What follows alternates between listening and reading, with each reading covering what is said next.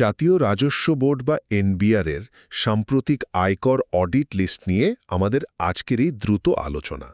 2023-24 করবর্ষের জন্য এনবিআর কিন্তু artificial intelligence বা এআই ব্যবহার করে ৭২,৩৪১টি রিটার্ন ফাইল অডিটের জন্য বাছাই করেছে। তাই আপনার তিন নম্বরটি এই ঝুঁকির তালিকায় আছে কিনা তা এখনই জানা খুব জরুরি। প্রথমত, এই রিস্ক বেসড অটোমেটেড সিস্টেম আসলে কিভাবে কাজ করছে দেখুন। এর মাধ্যমে মূলত আয় বা সম্পদ যারা গোপন করেছেন তাদের ধরা হচ্ছে। এমনকি ধরুন, অনেক স্টুডেন্ট বা গৃহিণী যারা রিটার্ন জমা দেননি তাদের আয় যাচাই করতেও এনবিআর বাসায় সরাসরি ইন্সপেক্টর পাঠাতে পারে। মানে এনবিআরের এই এআই সিস্টেমটা এখন আক্ষরিক অর্থেই একটা ডিজিটাল গোয়েন্দা, যার তীক্ষ্ণ চোখ এড়িয়ে কোনো কিছু লুকানো প্রায় অসম্ভব। দ্বিতীয়ত, এখন আপনার মনে হতেই পারে এই ডিজিটাল গোয়েন্দার নজর থেকে আপনার ফাইলটি আদৌ নিরাপদ কিনা তা বুঝবেন কিভাবে। এনবিআরের ওয়েবসাইট থেকে অডিট লিস্টের পিডিএফ নামিয়ে নিজের 12 ডিজিটের 3 নম্বর দিয়ে জাস্ট সার্চ করুন।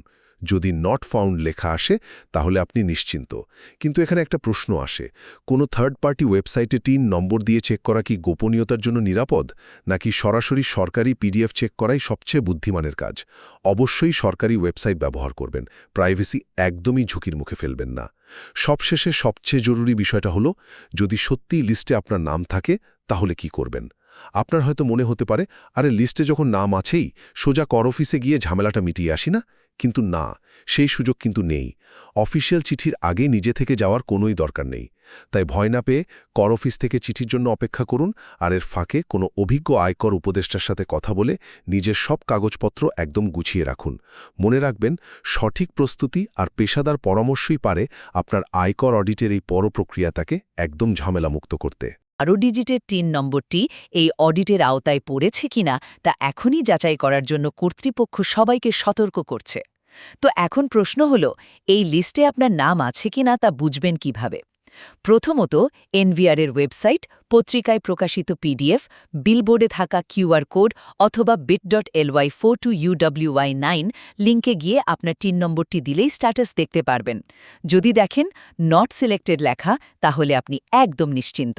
তবে হ্যাঁ, যে কোনো থার্ড পার্টি ওয়েবসাইটে ব্যক্তিগত তথ্য দেওয়ার আগে আমাদের আরেকটু সতর্ক হওয়া উচিত, তাই না? আচ্ছা, ধরুন চেক করার পর দেখলেন তালিকায় আপনার নাম আছে। দ্বিতীয়ত, আপনাকে বুঝতে হবে কেন ফাইল অডিটে যায়।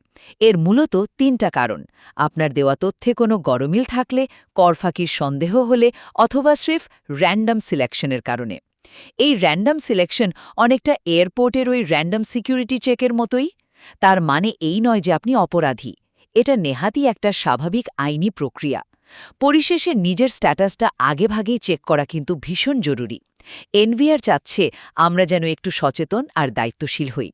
দেখুন, টিন সার্টিফিকেট থাকা মানেই কিন্তু আপনি ট্যাক্স সিস্টেমে আছেন।